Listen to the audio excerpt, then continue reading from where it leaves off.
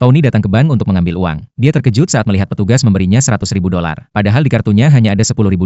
Dia langsung sadar kalau petugas yang keliru. Setelah ragu sebentar, akhirnya dia memutuskan mengembalikan uang lebih itu. Saat itu petugas diam-diam main game karena atasannya tidak ada. Tiba-tiba diganggu, dia jadi sangat kesal. Bahkan sampai memanggil satpam untuk mengusir Tony keluar. Sikap buruk itu membuat Tony marah. Kebetulan manajer bank lewat. Petugas buru-buru mengadu bilang dia bertemu orang gila. Tidak disangka manajer malah bertanya apakah dia salah kerja. Takut kehilangan pekerjaannya. Petugas langsung menarik manajer dan berbohong. Katanya Tony hanyalah pengagum yang gagal mendekatinya. Makanya dia datang mengganggunya di bank. Manajer ternyata percaya begitu saja. Dia menyuruh petugas menyelesaikan urusan pribadi sendiri. Lalu pergi meninggalkan tempat itu. Petugas merasa aman lalu dengan sombong bilang Tony segera pergi. Kalau tidak jangan salahkan dia bertindak kasar. Tony tidak tahan lagi. Dia memperingatkan petugas agar mendengar sampai selesai. Lalu dia bilang soal uang lebih yang diberikan padanya. Tapi petugas malah tidak peduli. Dia bilang sistem penarikan otomatis mustahil salah. Dia bukan orang gila. Melihat itu, Tony tidak mau berdebat lagi. Dia pun membawa $100.000 itu pergi. Baru sampai di pintu seorang pria yang mengaku pengacara menghentikannya. Dia bilang tadi melihat semuanya. Dan memberitahu Tony kalau uang itu akan ditagih kembali oleh bank. Tapi dia punya cara agar Tony bisa memiliki uang itu secara sah. Di sisi lain, satpam merasa ada yang aneh. Instingnya bilang Tony tidak berbohong. Dia pun meminta petugas memeriksa ulang apakah benar ada kesalahan. Karena kalau itu memang salahnya, dia harus mengganti uang lebih itu dan bisa dipecat. Satpam menyarankan agar Tony segera dipanggil kembali. Namun petugas tetap percaya diri bilang dirinya tidak mungkin salah. Tanpa sadar dia sebentar lagi akan membayar mahal atas kecerobohannya. Tidak lama kemudian Tony kembali ke bank. Dia meminta petugas bertanggung jawab atas tindakannya. Tapi petugas masih kesal hanya ingin Tony cepat pergi. Tony lalu mengeluarkan surat perjanjian hibah uang. Asal dia mengakui uang lebih itu pemberian untuk Tony, maka Tony akan segera pergi. Petugas langsung merebut surat itu. Dengan sombong bilang dia bisa tanda tangan. Asal Tony berjanji tidak pernah muncul lagi di depannya. Dia tidak sadar itu justru yang Tony inginkan. Petugas menandatangani perjanjian itu. Perjanjian itu sah secara hukum. Uang itu resmi jadi milik Tony. Tony berterima kasih pada pengacara itu lalu pergi. Sementara petugas yang tidak sadar masih mengeluh pada rekannya tentang kejadian barusan. Tiba-tiba staf keuangan berlari panik datang. Dia bilang petugas itu salah lagi memberi uang lebih pada nasabah. Dia baru saja menemukan ada pelanggan yang diberi lebih $90.000.